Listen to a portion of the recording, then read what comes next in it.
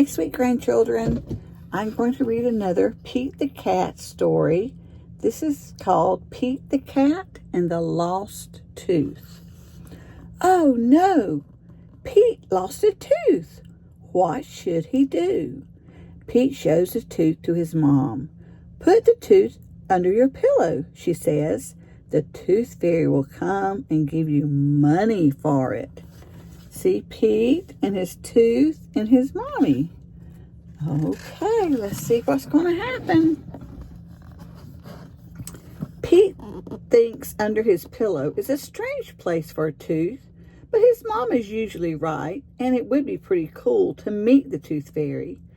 Pete puts the tooth under his pillow, then he closes his eyes and pretends to sleep. Suddenly, he hears a jingling noise. Pete opens his eyes. The tooth fairy is at his window. You see? The tooth fairy flies into Pete's room. She looks worried. What's wrong? Pete asks. It's a very busy night, the tooth fairy explains. I don't know how I'm going to collect all the teeth that fell out today. Pete jumps up. I can help, he says. The tooth fairy thinks that is an awesome idea. With a flick of her wand, she gives Pete magic wings. Now he can fly just like her. See Pete's magic wings? Wow, that would be fun to fly, wouldn't it? Pete loves his new wings. He zips around his room and does loop-the-loops in the air. Groovy, he shouts. Finally, Pete settles down. So, he says, what do I have to do? The tooth fairy gives Pete a list of names. You will need to visit each of these cool kids to get their teeth.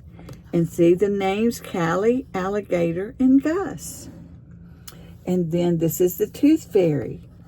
The tooth fairy gives Pete 2 bags. One is full of teeth and one is full of coins. Take the tooth and put it in this bag, she says. Then leave a coin from this bag under the pillow. Pete looks at the bag of teeth. It already looks full. How will I fit any more teeth in there? He asks. The tooth fairy smiles. Oh, I wouldn't worry about that. Being a tooth fairy comes with a certain amount of magic. Far out, Pete says. He is ready to go. Oops, the pages are sticking together. Hang on. There. Pete's first stop is Callie's house. He flies through the window and straight to her bed. Pete lifts up Callie's pillow. He takes her tooth and leaves behind a coin. See Callie in her bed? And he doesn't even wake her up. She's still sleeping. Next up is Alligator's house. Pete finds Alligator's tooth. It is big and sharp. He pulls it out from under the pillow and puts a coin in its place. Then Pete sneaks back out the window. Pete smiles to himself. This job is easy. See the alligator just sound asleep.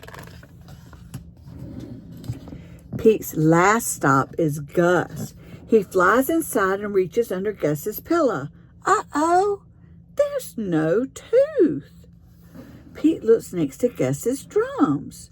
He looks in Gus's drawer.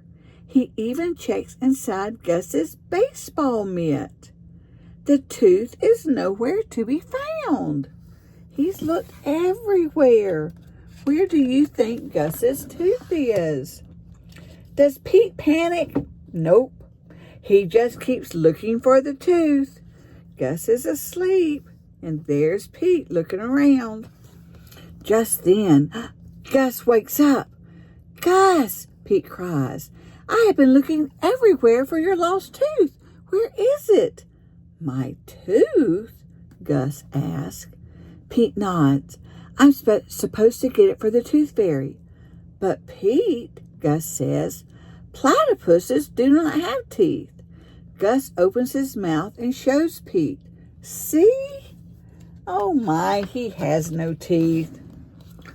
Far out, Pete says. No teeth at all.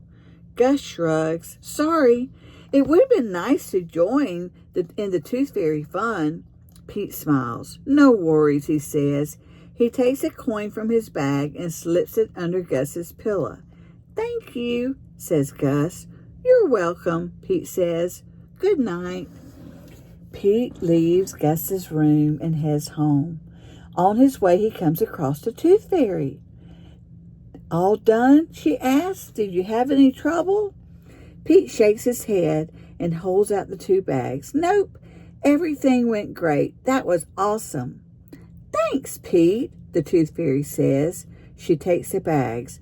I should be getting to my next house.